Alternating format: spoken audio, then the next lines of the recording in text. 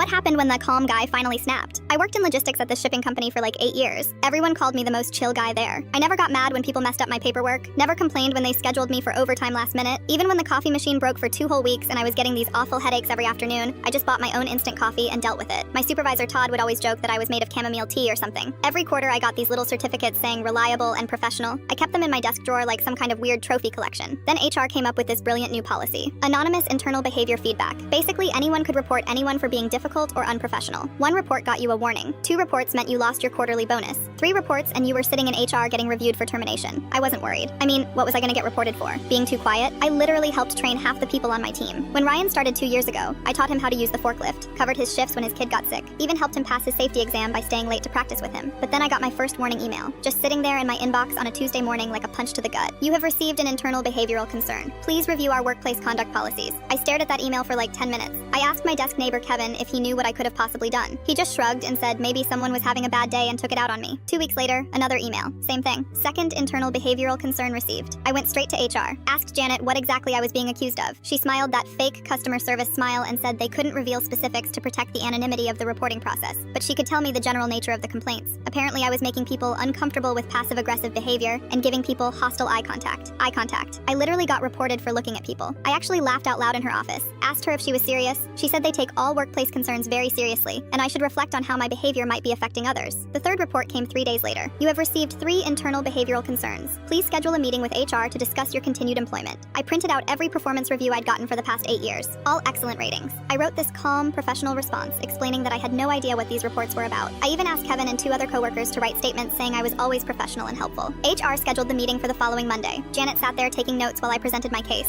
She nodded and smiled and said they'd review everything carefully. By Friday, the promotion I'd been expecting for months went to Ryan instead. That's when something clicked in my brain. I went to Best Buy that weekend and bought this tiny digital recorder. Monday morning, I taped it under my desk. Started recording every conversation, every interaction, every meeting. I kept detailed logs of who said what and when. It took me 2 weeks to figure it out. I was reviewing the timestamps from my HR warning emails against my badge swipe data and call logs. The first complaint came in the day after I'd corrected Ryan's inventory count in front of our supervisor. The second one was filed right after I'd gotten praised in our team meeting for catching a shipping error Ryan had missed. The 3rd report went in the same day Ryan asked me about applying for the promotion, and I told him I was planning to apply too. I kept recording for another week to be sure. And Ryan, thinking he was so clever, actually started bragging to Kevin about how he was finally climbing over Mr. Calm to get ahead. Said it right there at my desk while I was supposedly in the bathroom. I didn't confront him, didn't yell or make a scene. I just spent my weekend organizing everything into a nice little folder, printed out the HR emails with timestamps, burned the audio recordings to CDs with transcripts, even included screenshots of the Slack messages where Ryan joked about using the system to clear the path. Monday morning, I sent copies to Janet in HR, our department VP, and the CEO. Professional email, factual presentation, no emotional language, just the evidence. Ryan was fired by Wednesday.